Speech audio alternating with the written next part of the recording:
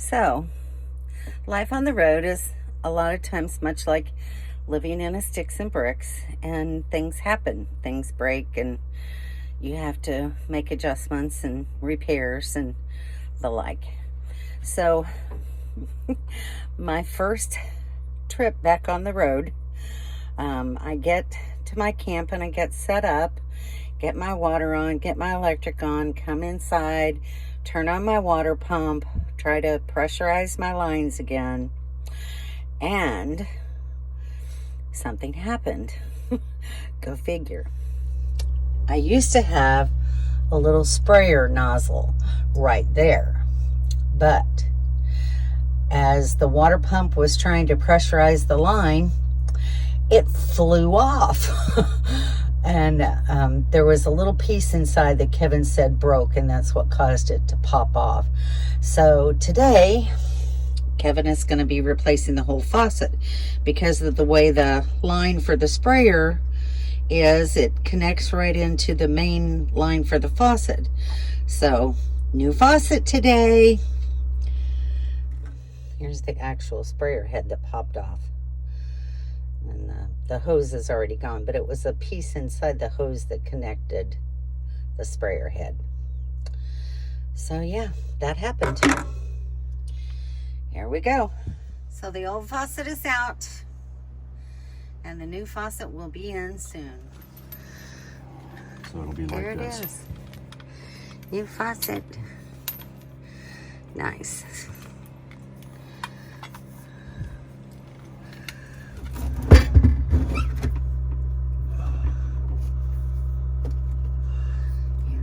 Working in my tiny little kitchen.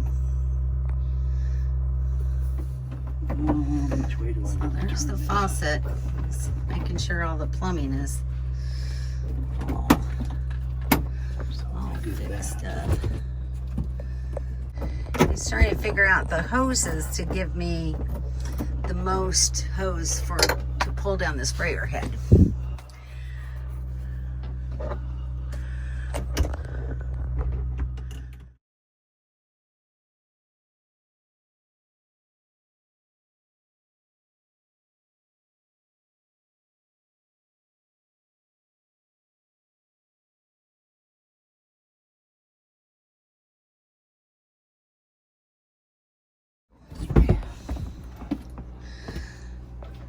So we're starting the lithium battery install.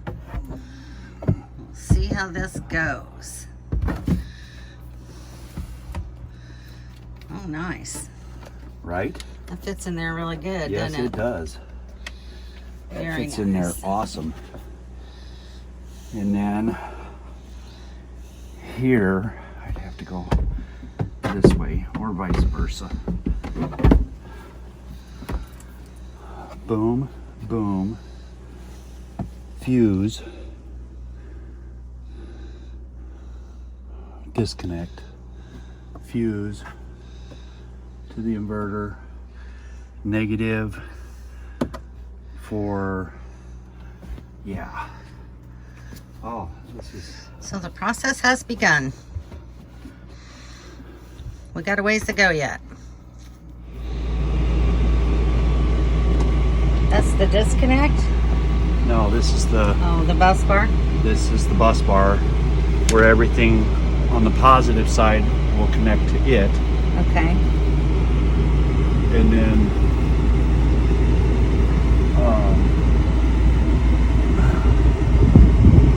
the negative side. There's our inline fuse. Okay.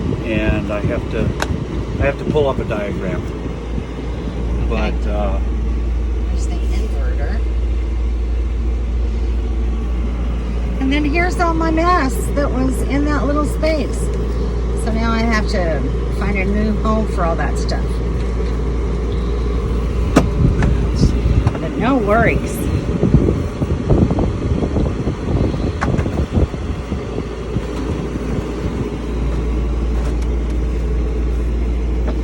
It's like it was made for it. here's the inverter. And again, like I said, I definitely want to double this up because it's so thin. But on the front here will be come through the block and fuses and everything, because it's got to go through a fuse, then a disconnect, and then it can come to these. So, but you know, I've got ample. I'm pretty sure I have ample space. My biggest concern is where the battery disconnect is to those front batteries, and your jack is tied and tapped straight into your batteries. So now I've got to bring power back here too. But this is currently where the battery disconnect is, right by the door. But I can. So we're gonna have to work around. Well, but I can replace that and make it your inverter shut off. Yeah. So when you're hooked up to shore power, it shuts the inverter down, and then we'll power it up through. Yeah. Okay.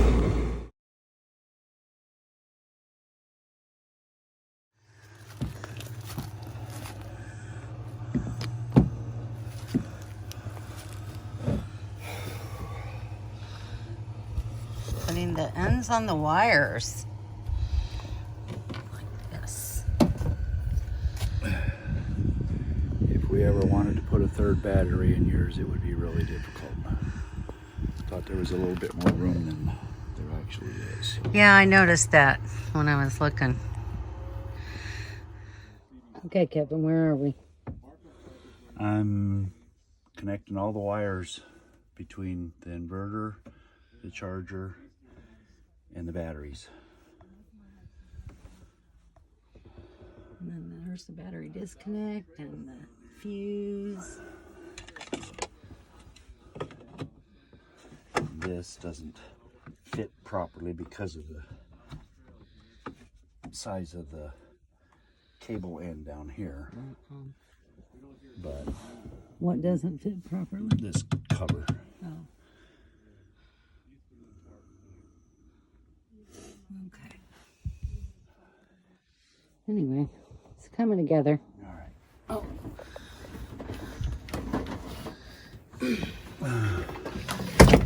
It's not coming.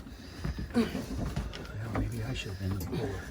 Well, maybe it's hungry for something. How do you feel? Watch out.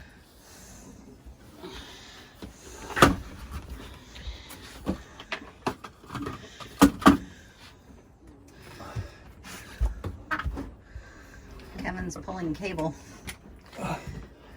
from across here, underneath the rig, over to where my converter was.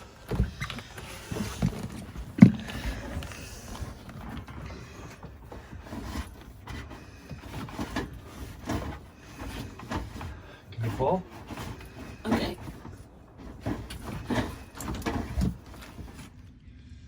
All right, so this is the battery box where my AGM batteries used to be. And we have kind of converted it, keeping the positive and the negative cables in the box. And he installed a positive bus bar here where I can connect my solar panels, and then this is where the negative parts of the cables connect to the negative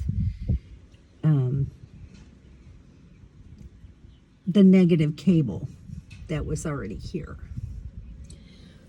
And then this is the charge controller for the 300 watt solar panel, and it's upside down, but you can see it's bringing in 14.6 volts right now, between 14.4 and 14.6.